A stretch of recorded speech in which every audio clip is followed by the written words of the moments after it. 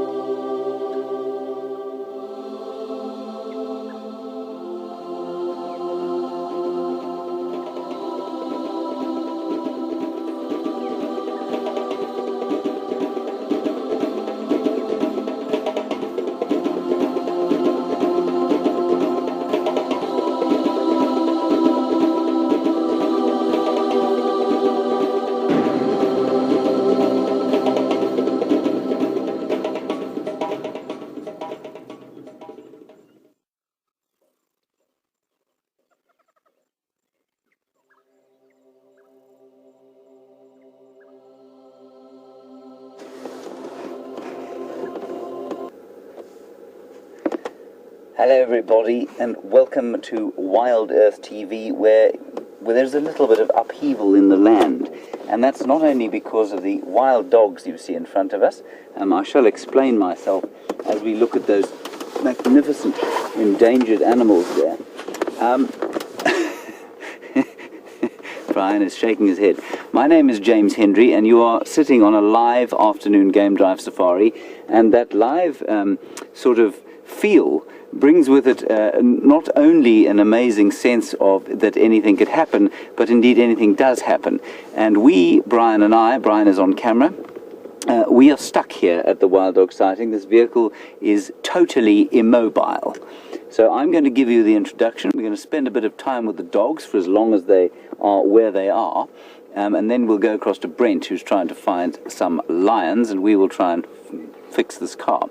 So, you are in the Greater Kruger National Park, 2.2 million hectares of magnificent wildlife wonderland, here in the wilds of South Africa, the lowveld of South Africa, off to the west, the Drakensberg Mountains, to the east, the Rhyolite Mountains of the Lebombos, and heading out into the coastal plains of Mozambique and the Limpopo River. And we're on a little section called Djuma, and just to the west of us we also traverse a little section called Arathusa, about 1,500 hectares in total that we at WildEarth are able to traverse. And we've come to these dogs to try and sort of start off our safari, and unfortunately the vehicle sort of fell apart as we got in here. But at least we have a view of Africa's second most endangered carnivore, beautiful animal. So like I said, on camera today we've got Brian, the thumb. He is looking a little bit morose because we obviously are not going to be able to follow these dogs when they move. On the other vehicle, like I said, we've got Brent and the inimitable Andrew the Aardvark, and in final control, which is our control room where all the brain stuff happens, we've got Tara and Louise, and working on the satellites and things like that we've got Eugene and various others around the world. And we must just apologize today for our break in transmission this morning. I think you hardly had anything from us this morning, so I'm very sorry about that. But you can see some of the highlights, and those were mostly from these magnificent little pack of wild dogs. We love to hear from you. Please remember that your comments and your questions are welcome all the time. Hashtag Safari Live if you're on the tweet, or questions at wildearth.tv if you happen to be on the email. And you are welcome to ask questions, you're welcome to make comments, observations, anything you like. It really is good to hear from you, and especially perhaps if you're a new viewer and you would like to talk to us, or maybe you're an old viewer who's a little bit nervous of asking a silly question. Remember, we don't have any silly questions. I have given some profoundly stupid answers in my time, but normally the questions are perfectly valid, dependent on the context in which they're given. So that's the story at the moment, I'm afraid. You're going to be with us until Brent can get into the lions properly, and maybe we can fix this vehicle. I do hope we can, because it will be wonderful to go following these dogs on the hunt. There are probably only about 3,500 of them left in the whole world. And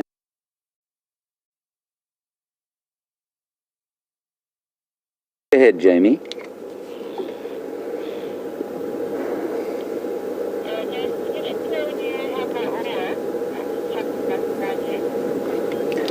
Jamie, we are live.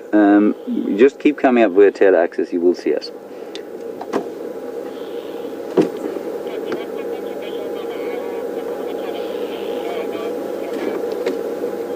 Copy, thanks.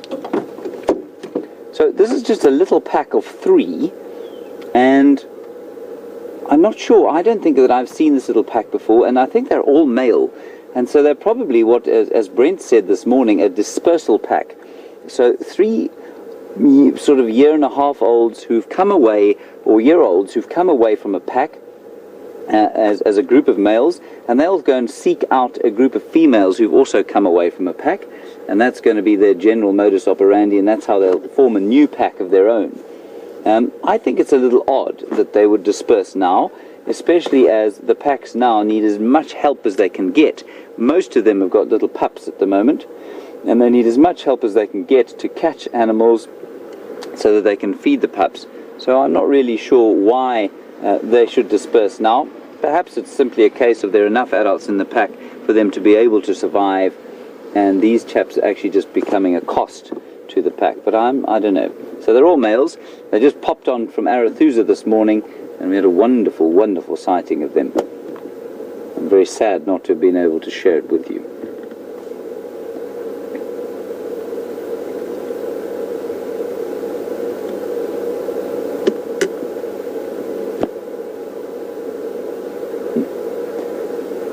Now the Latin name, and I think Brent has probably told many of you this before, he loves dogs and he loves their Latin name. Their Latin name is Lycaon pictus, and it means painted wolf. And this is the wolf of Africa. This is the only kind of wolf species or kind of wolf-like animal that we have here. We have a couple of jackals. They're the other dogs that we get here, but these are the only kind of pack dogs that we get in Africa, and they have a very similar social structure to the wolves that you get in North America and of course in Northern Europe. And that is that they're led by an alpha pair, and they kind of dominate all proceedings. They're the only ones that breed in the pair, and there's a very clear dominance hierarchy throughout the pack. Highly successful hunters. In fact, the most successful hunters of any other animal out here, and that's why it's a little ironic. Pack dogs that we get so endangered. There's only about 3,500 of them left in the world. Maybe only 2.5 actually at this stage. About 400 in the Kruger Park. That went down to 250 a few years ago. And so I was just talking about their success as hunters. They are able to achieve a success rate of about 70%. Now a lion's success rate is probably only about 20 or 30%, which means they only catch, these chaps catch 7 out of 10 times. A lion will only catch 2 to 3 out of 10 times, which is quite an interesting statistic.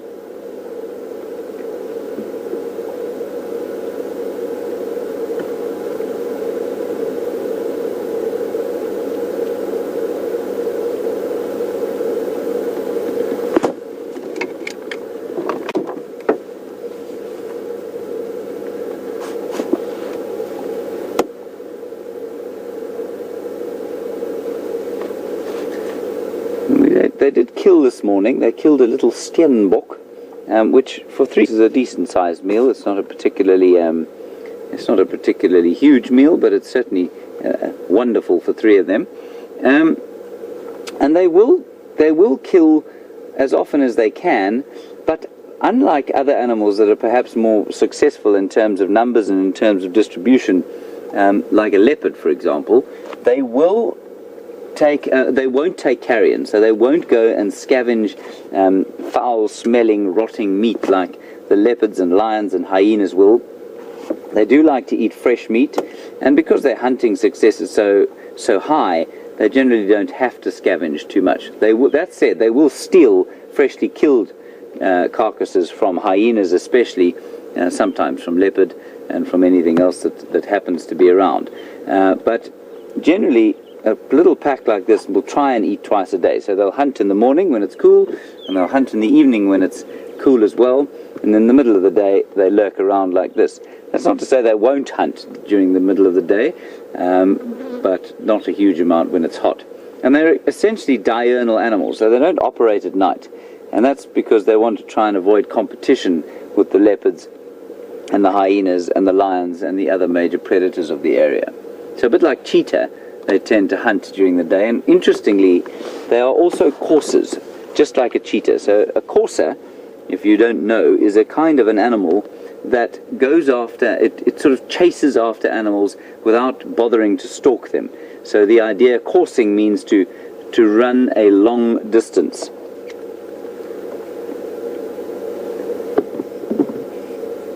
Whereas the cats, of course, are stalkers rather than coursers. So they'll get up real close before having a big leap at them or at their prey, and the dogs will just sort of start running after their prey, and their prey often don't even bother to alarm call. They just run like hell because it's really quite a scary thing. These dogs are amazingly fit, and they will be able to keep up with just about anything and bring it down as the case may require. They really are magnificent animals.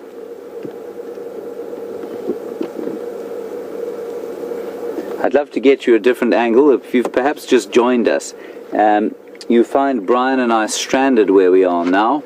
A little pin has come out, I think a little pin has come out of the gearbox, and we need some fairly major mechanics to put it in. At least we managed to get into the sighting with the dogs before that happened, though.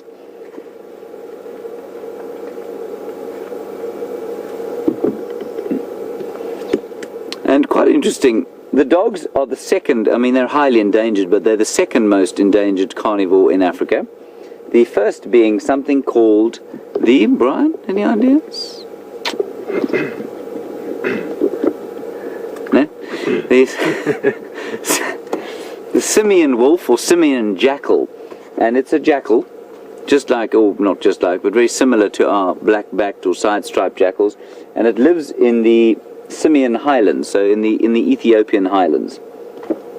Beautiful red-coloured coat, lovely animal, but it doesn't have anything like the kind of, I don't think, majesty or social structure of one of these dogs. So it lives just like the jackals here. It'll scavenge a bit, eat a few birds, crack a few eggs, eat some termites when the need arises. If we don't leave here very soon, Brian, we're going to have to eat termites for dinner.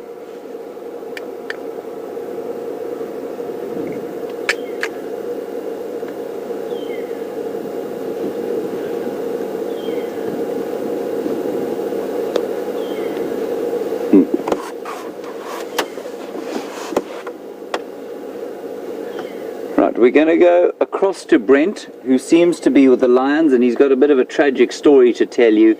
So I hope you enjoy that, and with any luck, we'll be back with you mobile in a little while. Good luck with the lions, and I'll see you later.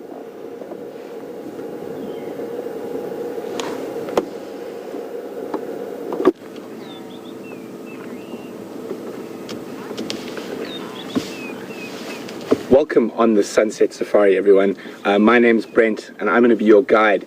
I've got Andrew with me on camera, and I'm sure James has covered the rest of the introductions. So I'm sure a lot of you have heard, and probably a very sad day for a lot of you, that one of the Nkuhuma lionesses was killed by the Birmingham male lions last night. And they were found on drive this morning, and one of those Birmingham males was still feeding on the carcass of the lioness. So I know it is very, very sad, and a lot of you will be mourning. I'm not 100% sure which lioness. There was some speculation it was a sub-adult, and we have got hold of Torchwood, and Torchwood have been incredibly gracious and given us permission, special permission, once-off permission, to come through and have a look at this sighting. So we are actually sitting here right next to the lioness. Unfortunately, it is one of the adult females from the Nkuhumas. I can't see any very distinguishing features now, but I am going to go have a look. I understand that a lot of you might find this very, very upsetting, but we do have to understand that this is nature, and it is a natural progression when prides are taken over by new males. This does happen, and it happens all over Africa on a regular basis. It is very sad, but we are here to observe nature in all its facets, whether it be sometimes for us quite difficult to understand. So I'm just going to jump out of the vehicle, and we're going to go have a look at the carcass a little bit. I'm not going to move it around too much. The Sabi sands are here. So when something like this happens with the current TB situation around, they will take some samples from the carcass, and they're going to move that, give that through to the state vets so they can do testing to see if there is tuberculosis present and whether it is affecting the animal's health or whatnot. Obviously, she has died from bite marks from the male lion. I'm going to try have a look at that now. I actually haven't even gone and had a close look yet. We've just got here. We don't have much time here. We don't want to impede the Sabi sands and the state vets in doing their jobs, so we're going to do this as quickly as possible.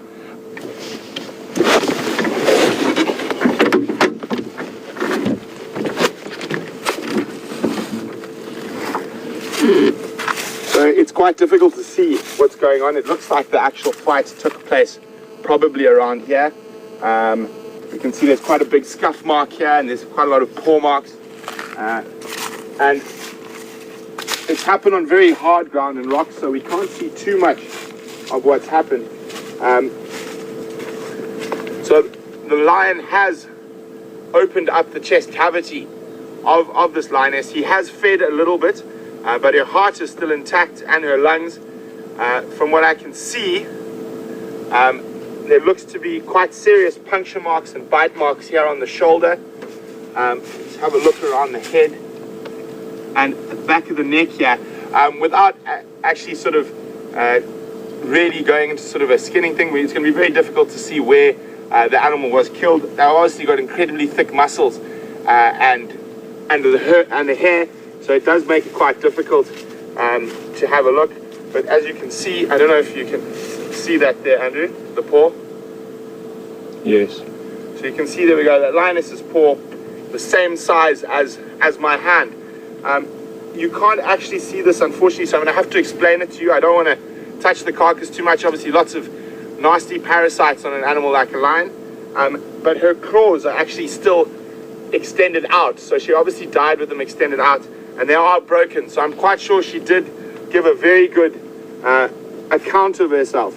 And as I say, I know this is a very, very sad thing, and obviously we're not going to go too close and stuff. It is a bit gruesome and gory. But it is a very sad thing, and I know a lot of you have watched this pride for many years and will feel a special bond. But this is natural lion behavior, so it is quite sad. I'm going to move away now and let the guys come do their work, and we're just going to stop a little bit up the road, away from the carcass, and we can chat a little bit more. And again, another really big thank you to everyone from Torchwood who's given us special permission to come through here. And we do spend so much time with the Nkuhuma pride. Even it is sad, we must rejoice in their deaths as well as their births, and must remember that this is natural.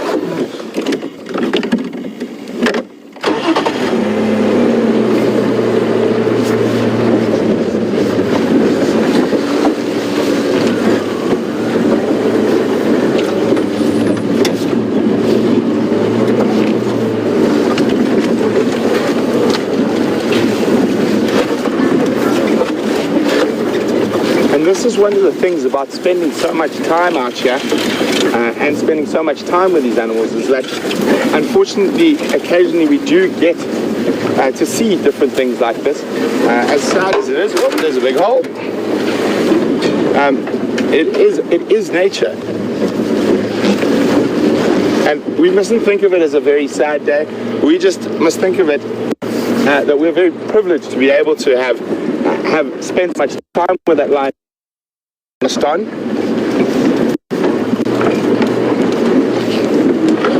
And we must look at the positives of a coalition like the Birmingham males coming in. At the moment, obviously, the negatives are the most apparent. Kill the Styx cubs. I think this is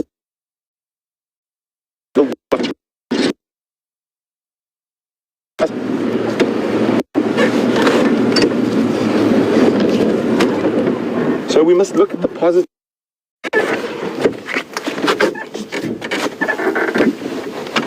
So the positives of this, we have a potential coalition of 5 male lions coming. Even though the next few months is going to be pandemonium, and there's more than likely, unfortunately, going to be a few more deaths. But the nice thing about having such a large coalition of males coming into an area is they are going to, beyond this very, very panicked time that we're going to experience in the next 3 months, they are going to bring an incredible amount of stability for a much longer time than a smaller coalition or a single male. So having 5 males could put 5 to 6 to 7 years stability, where there's a coalition of 2 or 3 males, or even of 1 male, might not last that long. So I know it is very sad, but we've got to look at the positives out of this. If the Birminghams do take over what is currently the Matimba's territory, they will probably be able to control this territory for much longer. And once the prides accept these new males, they will sort of come into a really nice long period of stability when we'll probably have quite a lot of cubs around. And it is a good time for the prides to grow under a sort of good guardianship of 5 big male lions. It is an absolutely fascinating time to be here, and the fact that we are able to film even a tiny bit of it and live is an absolutely incredible thing. And I'm a little bit sad about seeing that Nkuhuma lioness. I've spent so many wonderful hours with them, but I do understand that it has to happen for the sort of next phase to come. Excuse me, I'm going to have a quick sip of water. Quite hot here today. But I'm sure you guys have got lots of questions, and I'm going to try my best to field those questions through the drive today.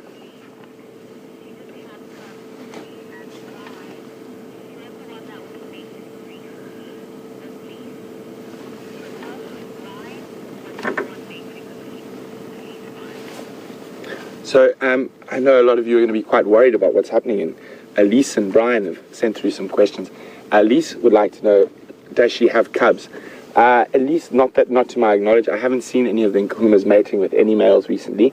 That's not to say she might not have, but she currently didn't have cubs, and obviously without opening up the stomach and having a look at the uterus, we can't see whether she was pregnant or not. But I don't think so. And Brian was wondering whether it was the female we'd seen mating with the Matimba males earlier in the week. It is not. It's from a different pride. That female was from the Styx pride, the one that was mating, and this female is from the Nkuhuma pride. So I initially heard it was one of the sub-adults, but as we could see there, it was a big adult lioness. So it's going to be interesting to see which of the lionesses. We haven't seen the Nkuhuma pride for quite a while. I think the last time we saw them, well, I'm trying to think the last time I saw them, was probably before I went on leave. And you did spend quite a bit of time with them, with James and Jamie and Scott, I think, on Arathusa, where they killed the buffalo. We are quite far from there now. And I was also wondering, we didn't really see them in Arathusa. I've only seen them in Arathusa once. Were they possibly moving a little bit further to the west to try avoid the Birminghams who are coming in from the northeast? But as I said, it is an exciting time. And these type of things happen, so there is very little we can do. And we must remember, we're not here to get involved in the animals' lives. We're here to watch them and observe them in their most natural capacity. So as sad as it is, there's nothing we could have done about this. So it is, a lot of people think it's quite unusual for a male lion to kill a lioness, and Marisha is wondering that exact thing. Well, Marisha, it is actually not. During these very big power struggles and takeovers, you must realize that those females have those sub-adults who do belong to the Matimbas. So they are not at an age yet where the Birmingham males wouldn't kill them. So the reason that they probably killed her is they probably called her off and she didn't show enough submission, and there could have been a fight ensued. And quite often with male lions, they're still quite young and they can be very aggressive. They're not quite aware of how strong they actually are. But it does happen quite often. And what this does do as well, it sort of sets a bar or a standard for the rest of the pride. But if we look further back into lion stuff like this that I've seen before, if we go to the Mapocho coalition, which is a very famous coalition, when they took over that sort of central swathe of the Sabi Sands, and up into the northern regions here, they massacred many females. I think they wiped out almost entirely the whole Constantine, and I think they killed 6 lionesses there. They killed 4 lionesses from the Ottawa pride. So I think they killed a lioness or 2 from the Tsalala pride. So it does happen, and it isn't as unusual as you would think. And it is just part of lion dynamics. So you would think that if the Nkuhuma pride did come up across with the Birminghams again, they would be a little bit more circumspect in how they reacted. So I actually gave Craig a phone call after drive to find out exactly a little bit more details of what happened this morning. So off to the east of us here, the Birmingham males are on a buffalo kill. That buffalo was killed by the Nkuhuma pride. And from what I know, some of our viewers were actually there and we got to witness that. So some of our viewers who were visiting the Sabi Sands were there and got to watch that. So they killed that buffalo. The Birmingham males then arrived on the scene to chase them off. Apparently at one stage, Junior stood up and walked towards the Birmingham males, which is not a very good idea, Junior. And he stopped a couple of meters away and they sort of had a stare off. And then the other lions arrived and Junior and the rest of the pride skedaddled. So I'm not quite sure. I think they ran further north into Buffalo's Hook behind me. And the Birminghams have now taken over that carcass.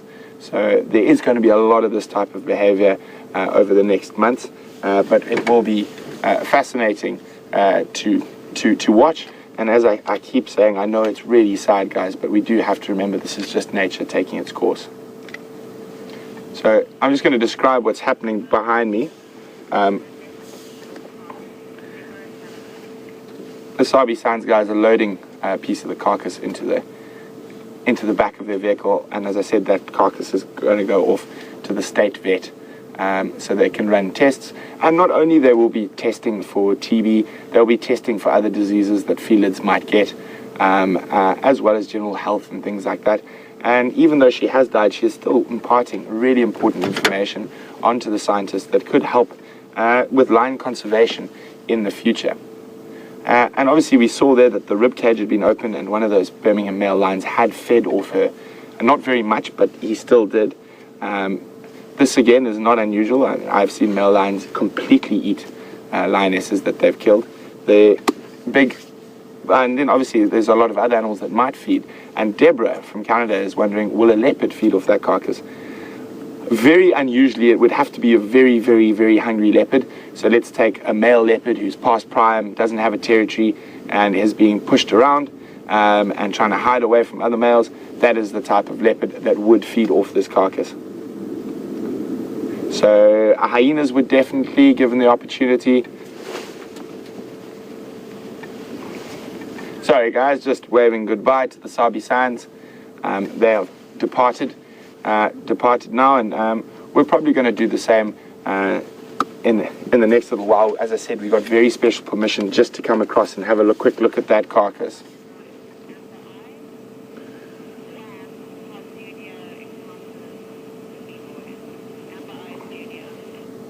So a lot of you are wondering whether it's the amber-eyed lioness. Unfortunately, I'm not able to tell. The carcass, obviously, there's quite a lot of scratches and bites all over, and I didn't want to physically touch and open the eyes and stuff like that without having latex gloves at my disposal. There's a lot of parasites on a lion carcass. And so Junior did survive his encounter with the Birmingham Boys this morning. He hightailed it with the rest of the Nkuhumas. I'm quite sure guys will try and look for them this afternoon as they ran north into the Buffalo's Hook. So as the game drives get going, I will keep my ear out and keep you guys informed if there is any other news on the Nkuhumas, the rest of the Nkuhumas, and possibly what's happening with the Birmingham Boys. So guys, we're going to try and meander a little bit. We do have to move back towards Djuma now. As I said, another huge thank you to Torchwood for allowing us special permission to come through here to have a look at this.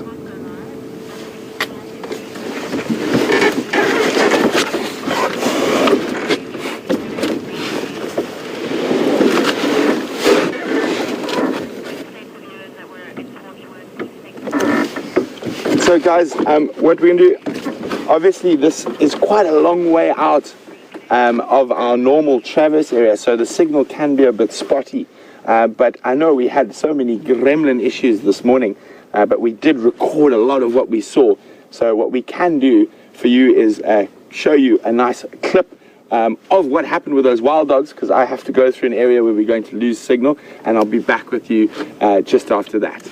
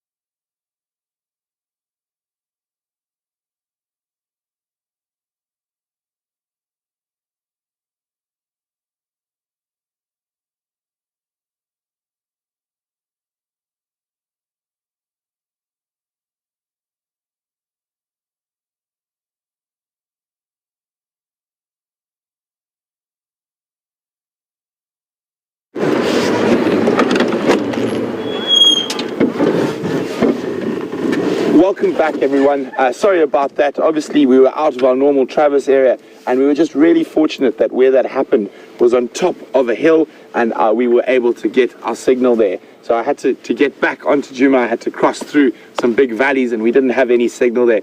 Just once again, a huge thanks to the Torchwood landowners, from all of us at WildEarth, and from all of our viewers for allowing us that special permission to be able to go across there and have a look at that lioness carcass.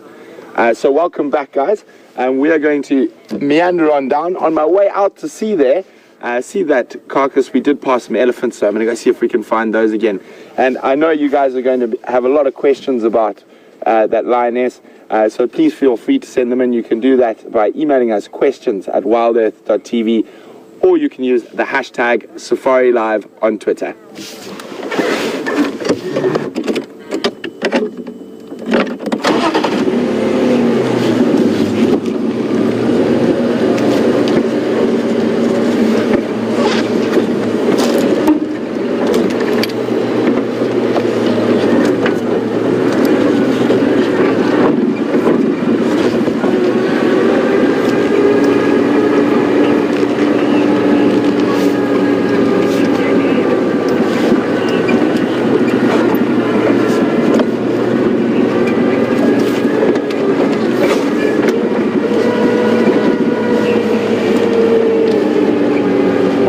Obviously, we know that the Birmingham Boys, or the Birmingham male lions, were the ones that killed that Nkuhuma lioness last night at some point. And Ashley from Derby in the UK is wondering how the Birmingham Boys got their name.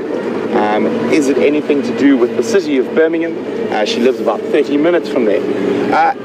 Not at all. Well, actually, indirectly, a very long time ago, it would have had to do with the city of Birmingham. A lot of the farms in South Africa, when South Africa was a British colony, were named after different cities around the world, and obviously predominantly the first cities that were named would have been from the UK. So if we look up to the north and you look at the names of different farms around here, you have Birmingham, you have Lisbon, you have Berlin, you have London, you have lots of other things I'm just trying to remember right now. And so there are quite unusual names for an African farm. The Birmingham farm is in the Timbavati, so they would have got their name from being born on the Birmingham property, and as far as I know, they are originally members of the Birmingham Pride. So indirectly, yes, to do with the city. There was a cartographer who lacked imagination during British colonial time when he was drawing up the maps, and so instead of getting a nice African name or a local name, the cartographer decided to just stick with cities from around the world. So Birmingham was the name for that farm, and that's how they got their name.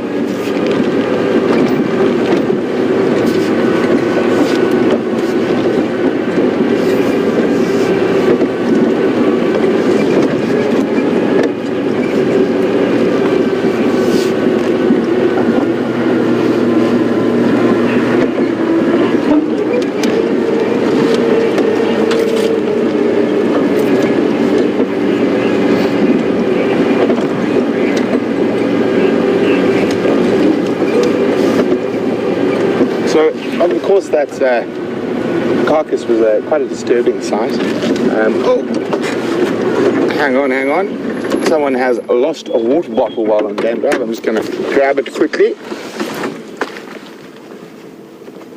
Occasionally it does happen, by no means on purpose, but I'm quite sure someone on game drive, oh, it's even sealed. Sparkling water. Oh, very fancy today for us. We get some sparkling water. It's a bit warm, so I might put it in the fridge before I enjoy that sparkling water. But back to the Nkuhumas and the Birminghams. Jason, welcome Jason, from the UK, is wondering, is now the sort of the Birmingham takeover inevitable? Nothing is ever set in stone out in the bush. There might be another coalition of male lions that come in from the Kruger that are more imposing than the Birminghams, but unlikely. It is looking quite likely that the Birmingham coalition is probably going to take over this general area, but obviously you can never say that for sure. And with these things, it's not an instantaneous process. Sometimes it can take many months. So there's still time for the Matimbas to rally, but I do think at the moment it is looking quite inevitable that the Birminghams will take over. Oops, sorry, I'm having a little bit of earpiece issue that's falling out there.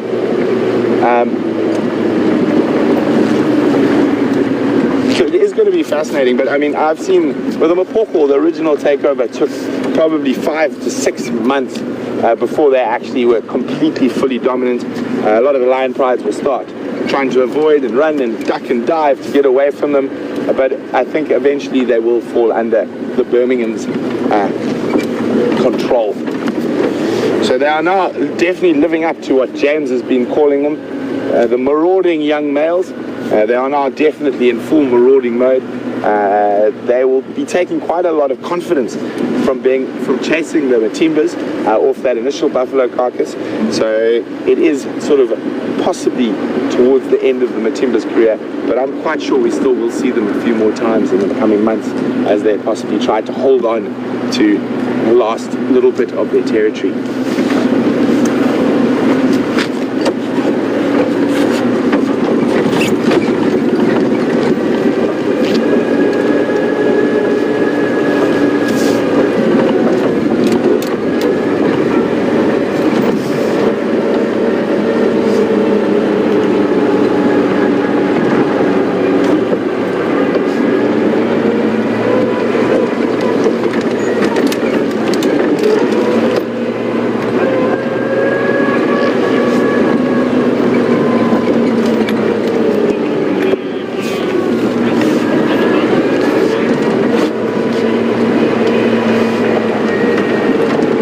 Quite fortunate in all the time I've spent in the bush. I have been present for a few pride takeovers. One that's most relevant to us in this area is the Mapokos in the central Sabi Sands. That takeover was a particularly bloody one with lots of dead lions all over the place, and out of that came a very famous story, and I know there's now been a documentary made on the life of the Mapokos. And my favorite Mapoko out of that coalition was one called Mr. T. That was what the sort of most nice people called him, but the trackers and some of the rangers there, or more the trackers more than anyone else, called him Satan. And due to probably something very similar what happened with that Nkuhuma lioness, he was a little bit different possibly. So they were sort of in control, but very newly in control. He was found mating with an Ottawa lioness, or the older male, sorry, I can't remember his name, Kinky Tail, I think his male, he had a very kink in his tail. He was mating with an Ottawa lioness, and Mr. T, or Satan, arrived, chased him off, killed her, mated with her corpse, and then ate her entirely, leaving very little left, just the skull and some bones. So it does happen, and obviously it didn't go to that degree with the Nkuhuma lioness, but it can happen. Oh, a second here, sorry. And that is probably the most interesting, and the one I spent quite a lot of time with. I have seen numerous lion takeovers in Botswana, but being in a really, really big area with very few vehicles, you don't get to know about what is happening as much as you do in the Sabi Sands, where we have concentrated amount of vehicles following these animals on a daily basis.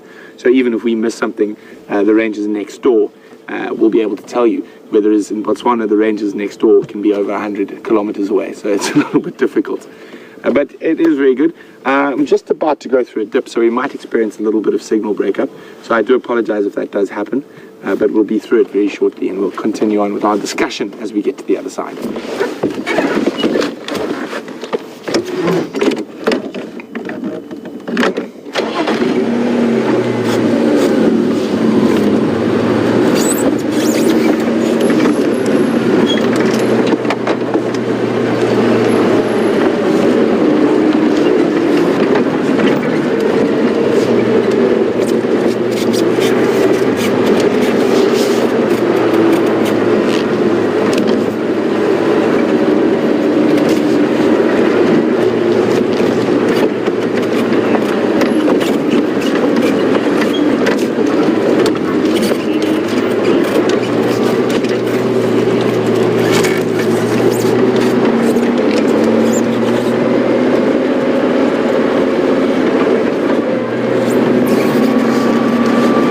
did mention that the Sabi Sands took away the carcass, and I'm sure quite a few of you are wondering if this is standard practice. At the moment in the Kruger, if they do have the opportunity to actually get an almost intact carcass, it is sort of standard practice. It is to run various tests and whatnot on, and most of the time when a lioness is killed in the bush, it isn't found very quickly, and the hyenas and other lions and vultures completely decimated. So it is sort of standard practice, and it is a good thing if we think about it, even though personally I would like myself always to just leave things, but we do need to have that information on lions and on their genetics and on the diseases, because lions are under threat at the moment throughout Africa, even though we are very lucky to be in an area where the lion population is very, very healthy. But in other parts of Africa, not so much. So as much sort of information as we can gather about genetics and possible diseases and threats to lions outside loss of habitat and poaching, it is a really, really unique opportunity, and it is sort of, if the opportunity is available, the state vet will definitely take on that carcass, and it'll probably, some of those specimens will find its way off to Onestaput. And those who are not sure what Onestaput means, it actually means under the hill, as a direct translation from Afrikaans, or under the Put in Afrikaans is sort of where a river valley cuts through a mountain. And it is a huge veterinary facility, it's one of the best in the world, and specifically when it comes to wildlife, it is possibly the best, or African wildlife in particular, and all sort of wildlife, it is probably the best institution in the world. And they do a lot of research there on different diseases that affect wild animals, and they probably find a lot of the carcass or pieces of the carcass or samples will go off to Onestaput for study.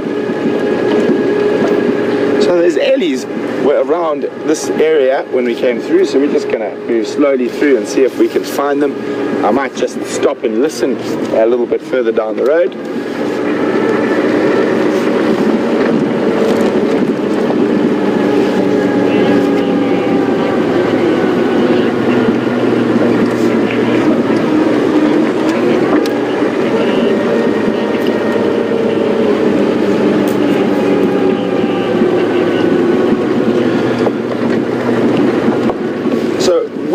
Where that carcass was, there was very hard ground. It was actually on stone on the top of a granite outcrop, so almost impossible to see tracks. And Gail, BJ and Patricia are wondering a few different things. Was she alone? Would the other lionesses have come to her defense? And unfortunately, none of us were there. There were no vehicles there when it happened. It happened sometime last night. So unfortunately, we cannot say for certain. I could not see any sign of any other lionesses there. That's not to say they were there. As I said, it's on a very rocky ground, so we wouldn't have seen any tracks. But she was probably with the pride, and they might have run off and she might have been cornered. In certain circumstances, the pride, other females in the pride will come back and help defend against the male lion. But from what I could see in this circumstance, they didn't. Unfortunately, with a lot of animals, survival is the most important thing that instinctively they just have to do. And I think in that case, 5 male lions storming at you, one of your pride gets sequestered off to the side, survival instincts would kick in, and I think the rest of the pride would have hightailed it out of them.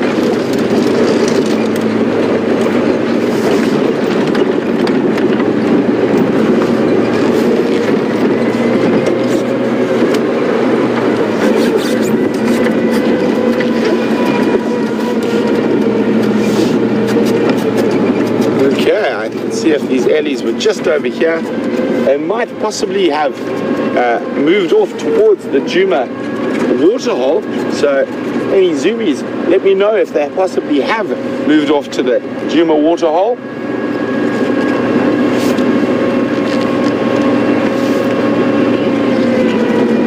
Ah, there they are.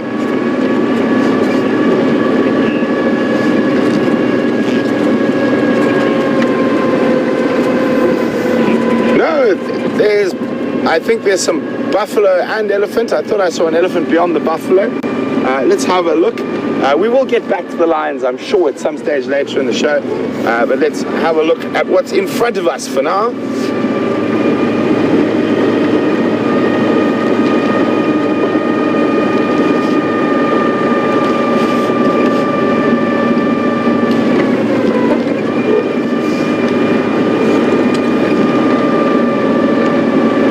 Like a nice big group of Dugger boys or buffalo bulls.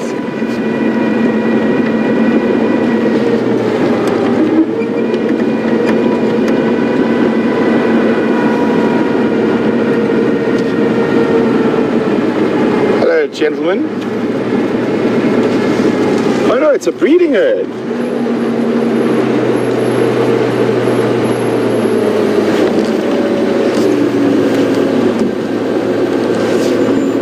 Looks like a small little breeding herd. I'll just get Andrew to focus in. We can see there's a little calf over here.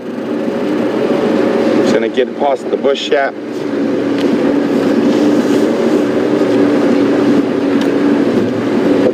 There you see, I think you can only see one cow. I got two cows and a calf.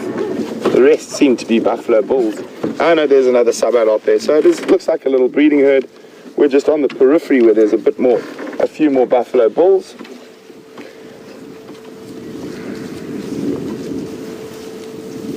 Difficult to say how many there are here. There could be quite a few more up in the bush up ahead of us.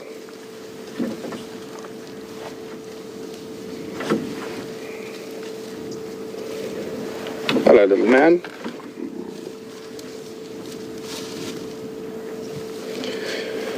Oh boy, Andrew, you ready for the flies? Can't wait. I think I need to make some alterations to my hat and get some of those Australian corks on it as it gets warmer and the flies start coming out.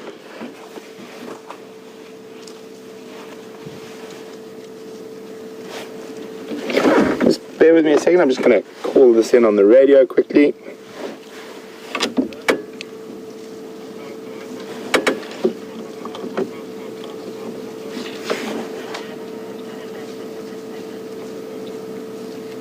So we'll go up ahead a bit. There does look like to be quite a little bit of dust, so this might be quite a much bigger herd than what we're seeing, and we're just sitting right on the edge. And obviously we've been hearing a lot about lions catching buffalo, and at this time of the year, when the buffalo are forced to travel quite long distances between food and water, they do lose a bit of condition, and it makes them that slightly less slightly less dangerous than they are sort of in the height of summer, well fed and well watered. Stations is a small Klambi of Nyari on Gari cut line, slowly heading north towards the Buffelshoek boundary.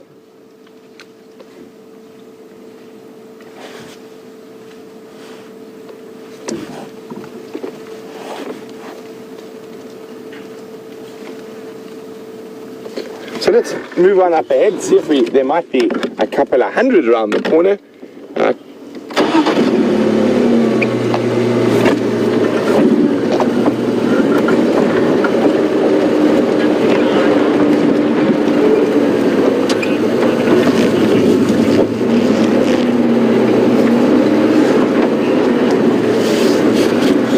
So unfortunately, it sounds like James is having a bit more trouble than he initially thought, and it's possible that you might be stuck with me for the remainder of drive, and the Wendy will go see the car doctor to try rectify that before the sunrise safari. So maybe not. Oh, there we go, there's some more. So they're definitely more than we originally thought. You can pan across here, Andrew, as we go past the side of this herd.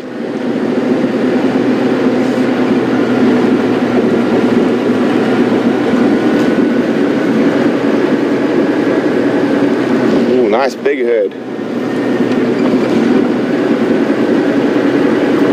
Definitely a couple of hundred.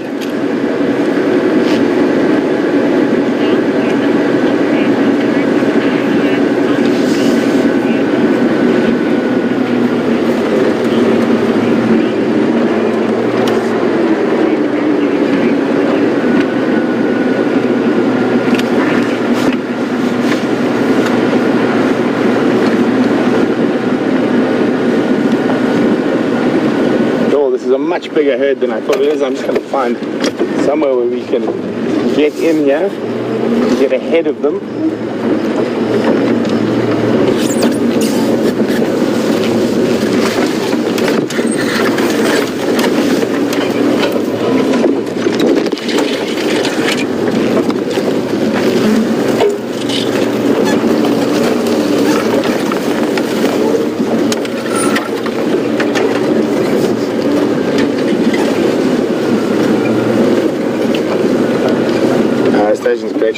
This is quite a large herd of buffalo, slowly mobile north towards Professor boundary to the west of Gari Cut Line.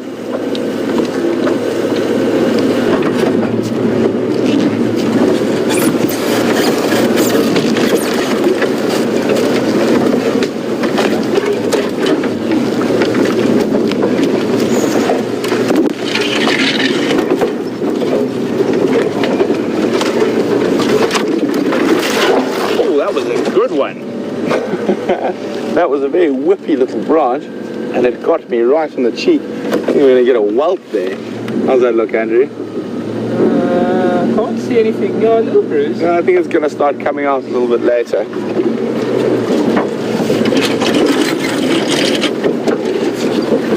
Oof. Evil little monkey orange.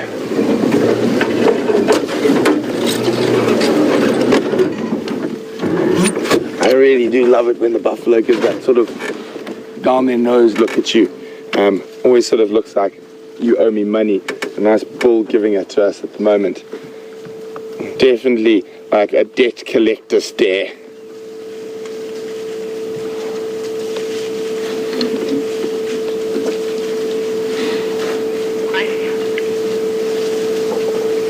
So thanks very much to Don, who's actually just let me know that these buffalo were actually at the Djuma Cam just before we went live on the live safari.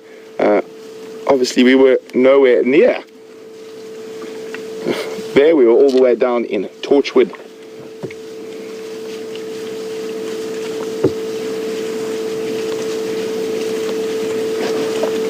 So I'm sure these buffalo are quite happy. All the regular or known prides of lions are really far from here at the moment.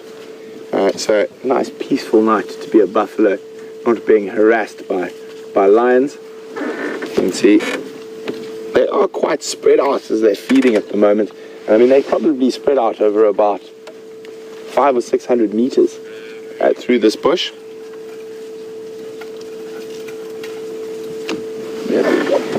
Having a little head scratch with a bush there. Buffalo cow. Obviously got an itch behind her horn there, and you can see how she tries to get the branches right under behind her horn between her ears. Probably some irritating ticks.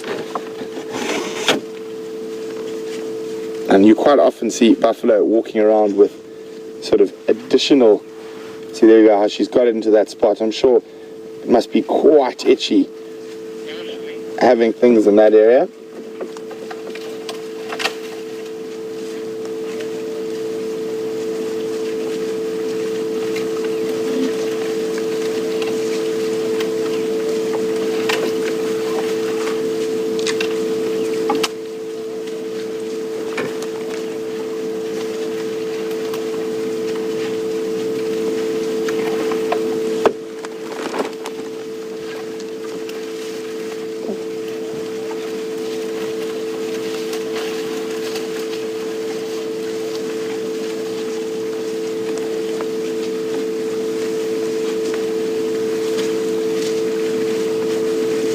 It's amazing how you can just hear them moving through the grass.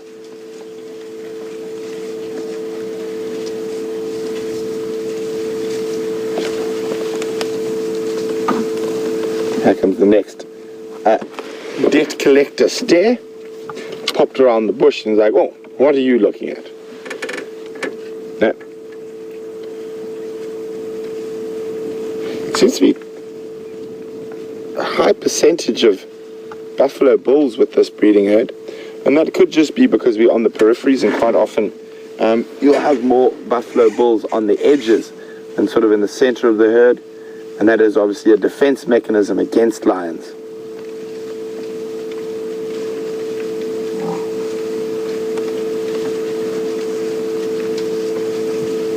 Well, it looks like a bunch of them are going to come out into the open on the road. Let's go have a look at them there.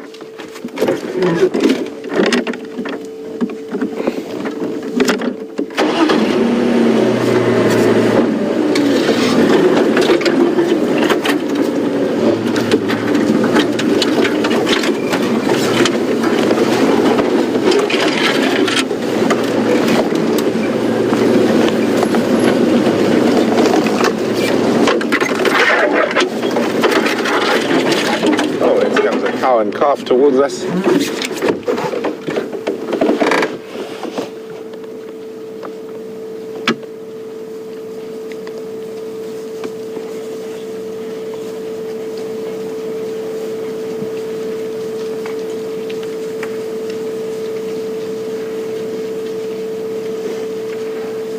Hello, little buffalo.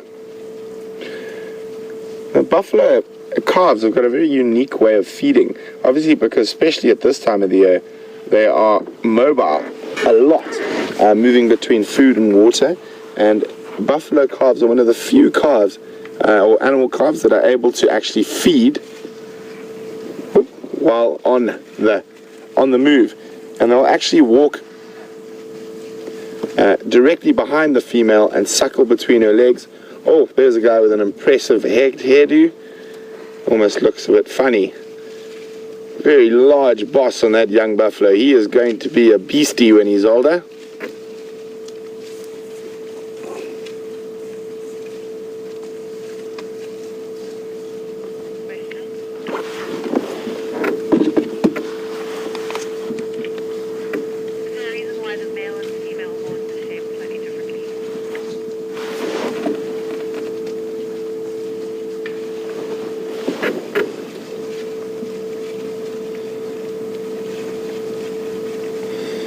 So obviously, when we look at buffalo, you can see the male's got those huge bosses.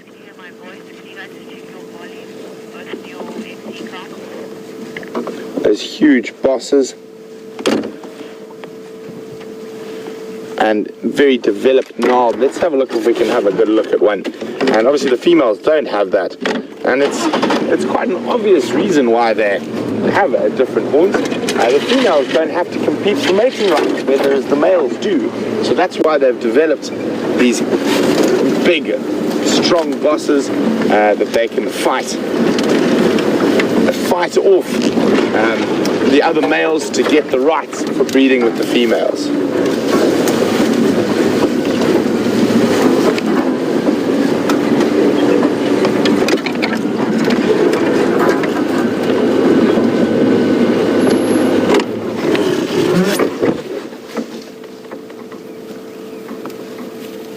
There you can see, most definitely a male, a very developed boss.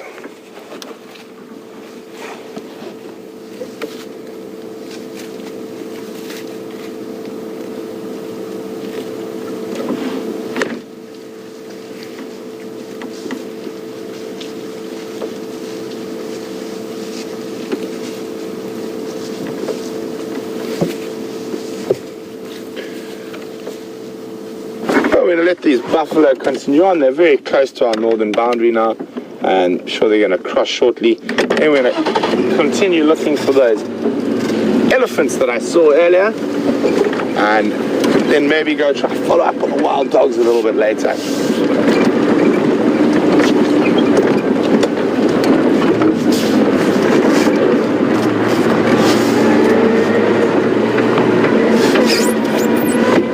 So not the biggest herd of buffalo we've ever seen. I'd probably guess around 150 or so. Nice to have them around though. They are going to be moving quite big distances at this time of the year between water and food. So we will be seeing quite a bit more of them as it gets drier, and these last little water points become incredibly busy hubs of activity for both predator and prey.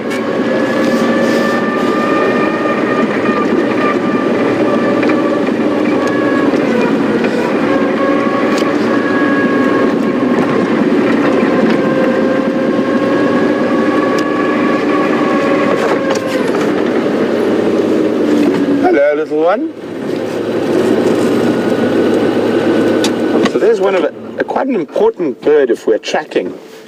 Have you got him there, Andrew? So, we have a little Cape turtle dove there.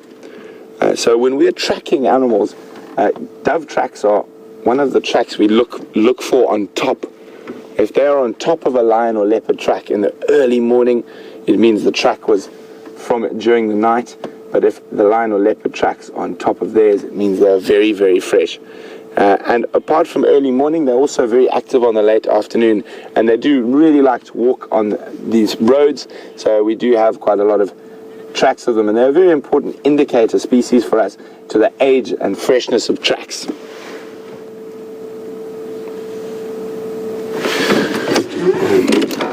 If we have no luck with these ellies, you might have moved off, and I can't see any tracks here.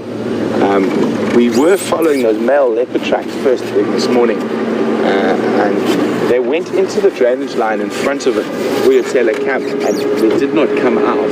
So we might just do a little squiz around there, check the shortcut through to the Gallagher waterhole, and see if we get any luck there.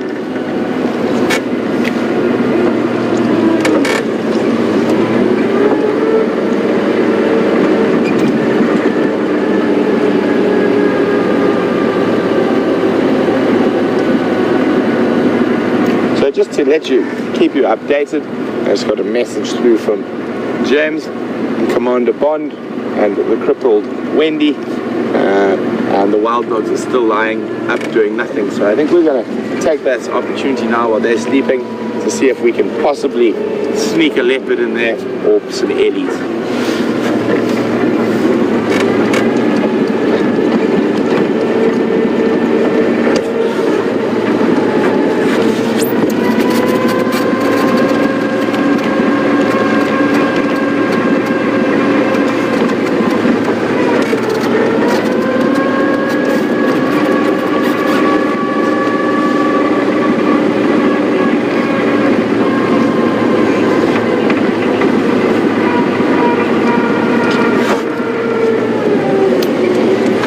We're going to cross across very quickly to the J and the J's, to James and Jamie. And James is actually in a bit of a compromising position.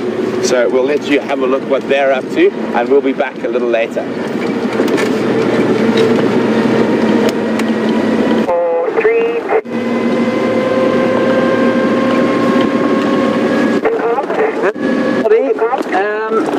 We are. You find us being towed back to the workshop. Problems, of course, with the gearbox. Absolute disaster. No idea what's the problem. I've been lying on the ground. I have grass, burrs, spikes, thorns, tick bites, and various other unsavory things in various parts of my, well, nether regions, really. Still have no idea what's wrong with the car. I'm covered in grease, which makes me feel quite manly. What doesn't make me feel manly at all, of course, is the fact that I'm being towed by young Jamie there, who's, well, she's not a large lady by any means, and she has rescued me from the nastiness of breakdown. The wild dogs are still where we left them, and I'm not sure what they're going to do at the moment. They're just lying peacefully in the shade.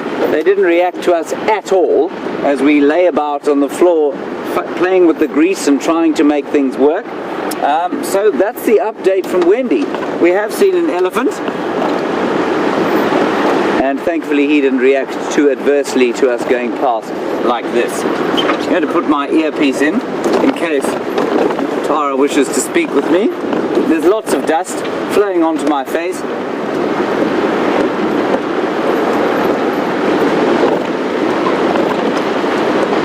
Can't hear anything at all. Right, there we go, that should help quite a lot.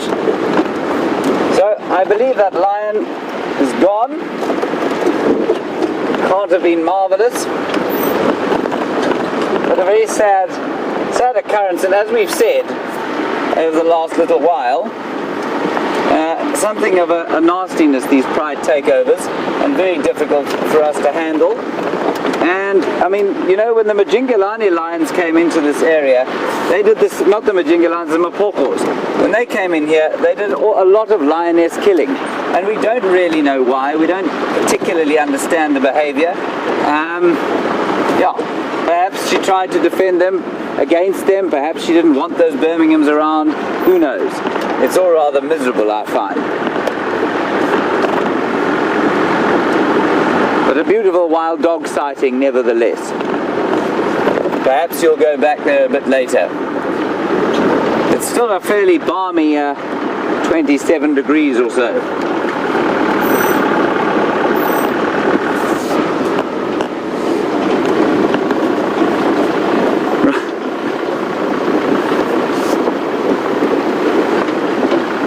Okay, apparently poor old Brent's also having troubles. So thank you for your patience, and I'm sorry for this miserable day in terms of lions and in terms of signal. We'll link back to Brent, and I'll hopefully see you tomorrow morning in a little bit better state than we are now. Goodbye and thank you.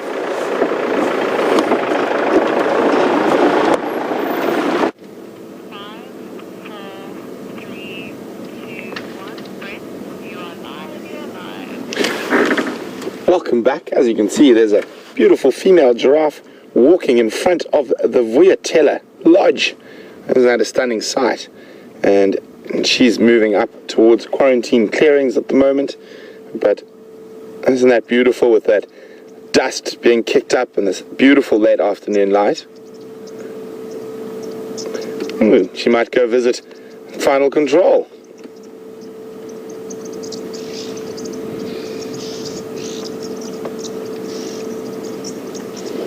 And then we have a beautiful little herd of zebra right in front of us. I'm just going to edge forward a tiny bit.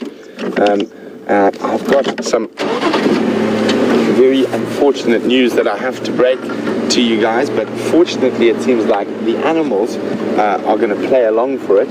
So we've got wonderful zebras here at the little water hole at Djuma, and then on the opposite bank, it's that herd of elephants I saw earlier. And they're all feeding right in view of the camera. Unfortunately, the jigger is also now in need of going to a visitation with the car doctor. We will try to get her back on the road as soon as possible. But thankfully, you have some elephants and zebras to keep you company while we try to fix the problem on the jigger as fast as possible.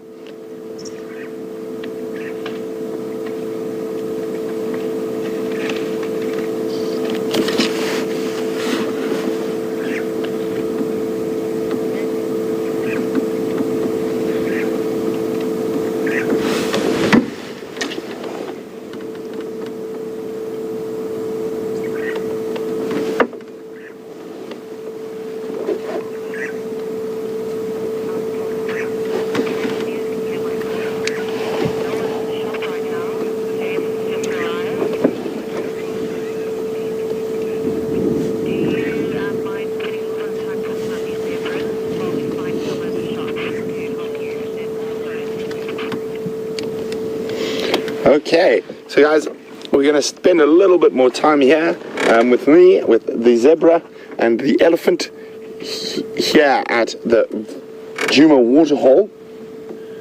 James is busy running around in search of a mechanic to help us, or a car doctor as I like to call them, as I think we need, our vehicles each have their own distinct characters and personalities, and we can't just have a mere mechanic working on them. It has to be a doctor. Something just gave this giraffe an incredible fright, and it's coming careering down the hill towards us. I'm quite convinced, without even going up there, I know exactly what did that. It would be, yes, looking at it now, there's someone walking between our camp and the main Djuma camp, and that's what gave the giraffe a little bit of a fright.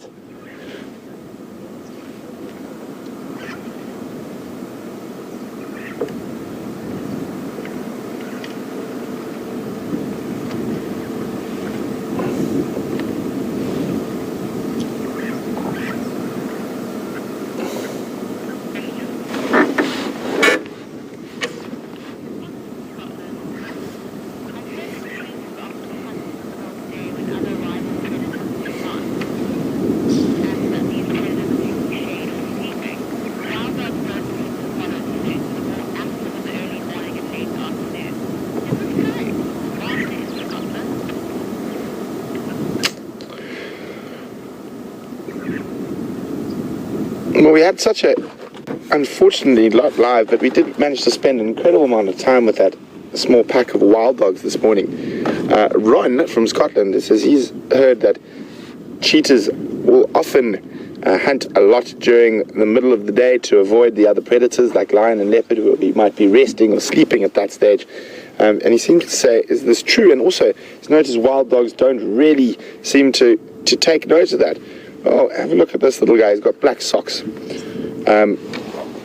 Ron, cheetah actually mostly hunt dusk and dawn, like wild dogs. The term for them is crepuscular. Both will hunt during the middle of the day if the opportunity does arise, but generally they prefer to hunt in the cool of the morning or the late afternoon. And we can see this young little zebra foal, all beset with oxpeckers, has tried to walk towards the muddy remnants of the Djuma Dam and managed to get himself a new pair of socks, or 2 pairs of socks. And it can happen at this time of the year that animals trying to get to water in those muddy remnants can often sometimes get stuck in that mud and become an easy target for predators. And that zebra there, just a nice little yawn. Oh, there's another yawn. Oh, big yawn. And if we look over that zebra's shoulder, just there's also some buffalo bulls in the distance. So lots happening at the Djuma waterhole.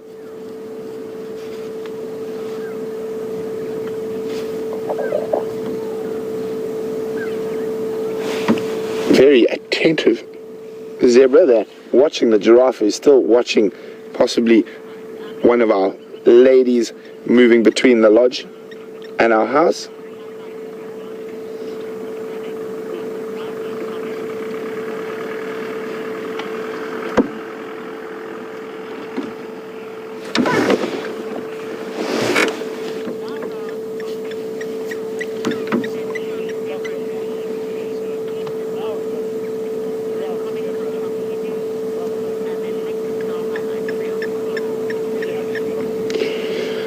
So while we're looking here, we've got a wonderful comment from Henry who says, if wild dogs are painted wolves, then surely zebras should be known as painted donkeys. Well, Henry, I think I definitely agree with you. A far more apt name. Unfortunately, guys, I'm going to now try shoot. James has located a car doctor who's going to try fix my issue on the jigger. But guys, what we're going to do is we're going to put on our highlights reel because we had gremlins this morning, and we're going to show you all that wild dog action that Jamie and I had, as well as, guys, keep an eye on the Djuma Dam cam. Now there's zebra and elephant, but hopefully we will be back with you as soon as possible.